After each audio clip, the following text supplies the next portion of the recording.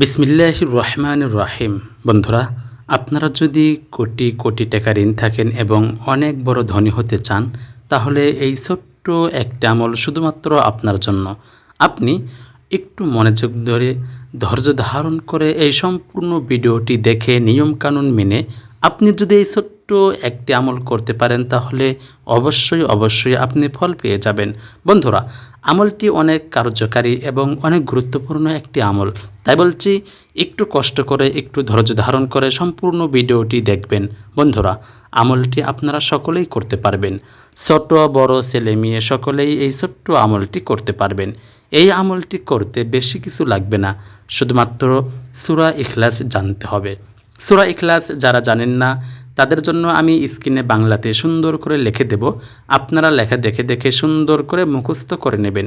বন্ধুরা, আর যারা পড়তে পারেন না, তাদের জন্য আমি মুখে বলে দেব, আপনারা শুনে শুনে মুখস্থ করে নিতে পারবেন। বন্ধুরা, তাহলে চলুন আমরা সর্বপ্রথম জেনে আসি সূরা ইখলাস। সূরা ইখলাস হচ্ছে বিসমিল্লাহির রহমানির রহিম।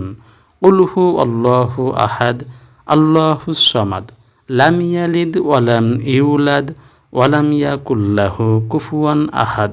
সম্মানিত বন্ধুরা, আপনারা অবশ্যই সূরা ইখলাস মুখস্থ করে নেবেন, কেননা এই আমলটি করতে হলে আপনাকে অবশ্যই সূরা ইখলাস জানতে হবে। সূরা ইখলাস অনেক সহজ একটি সূরা। বন্ধুরা, এই সূরাটি অবশ্যই আপনাদের জানতে হবে। আর যদি মুখস্থ না করতে পারেন, তাহলে আমি লিখে দিয়েছি, ওই লেখা দেখে দেখে সুন্দর করে আপনারা পরে পড়তে পারেন, আমলটি করতে পারেন। বন্ধুরা, এই আমলটি আপনারা কখন করবেন? এই আমলটি আপনারা যে কোনো একটি টাইম করতে পারবেন, তবে সর্বোত্তম হবে আপনারা যদি এই আমলটি যে কোনো একটি ফরজ নামাজের পর করেন, অর্থাৎ আসর, মাগরিব, ইশা, ফজর এবং জোহর, এই 5 ওয়াক্ত যে কোনো একটি ফরজ নামাজের পর এই আমলটি করতে পারবেন। এবং আরেকটি সময় হচ্ছে আসরের নামাজের পর থেকে মাগরিবের আগ পর্যন্ত যে টাইম থাকে, এই টাইমের মধ্যে এই আমলটি করতে পারবেন। বন্ধুরা, আরেকটি টাইম তাহাজ্জুদের নামাজ পড়ে আপনারা এই আমলটি করতে পারবেন।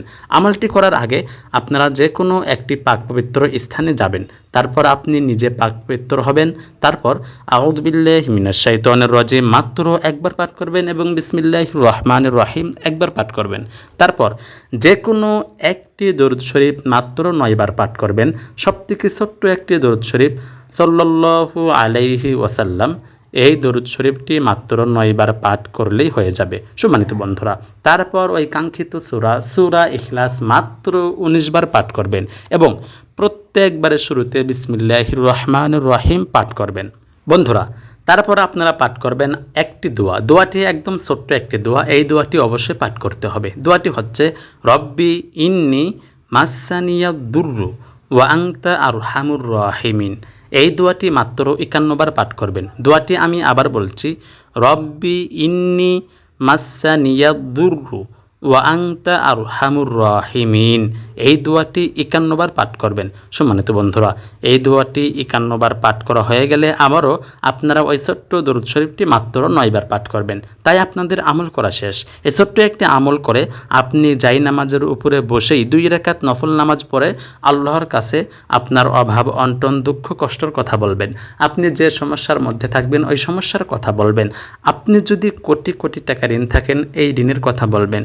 বন্ধুরা, দেখবেন এক মুহূর্তের মধ্যে আল্লাহ পাক রব্বুল আলামিন আপনার সকল সমস্যার সমাধান করে দেবেন। আপনি অবাক হয়ে যাবেন যে এত বড় বড় সমস্যা এত তাড়াতাড়ি কেমন করে দূর হলো। তাই বলছি, একটু কষ্ট হলেও একটু ধৈর্য ধারণ করে সম্পূর্ণ ভিডিওটি দেখে নিয়মকানুন মেনে অবশ্যই এই ছোট্ট একটি আমল করবেন। সম্মানিত বন্ধুরা, অবশ্যই এই আমলটি আপনারা করবেন। আর হ্যাঁ, অবশ্যই 5 ওয়াক্ত নামাজ পড়বেন, আল্লাহর হুকুম আহকাম পরিপূর্ণভাবে মানবেন, নবীর তরিকা মতো চলবেন।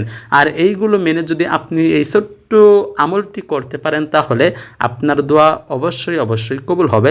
কেননা আল্লাহ পাক রব্বুল আলামিন তার খাস বান্দা অথবা বান্দির দোয়া সব থেকে বেশি কবুল করে থাকেন। আমরা সকলেই আল্লাহর কাছে দোয়া করব, আল্লাহ পাক রব্বুল আলামিন যেন আমাদের সকল মুসলিম উম্মাহের পরিবার থেকে সকল ধরনের অভাব, অনটন, দুঃখ, কষ্ট দূর করে দেয়। আমিন। আসসালামু আলাইকুম ওয়া রাহমাতুল্লাহ।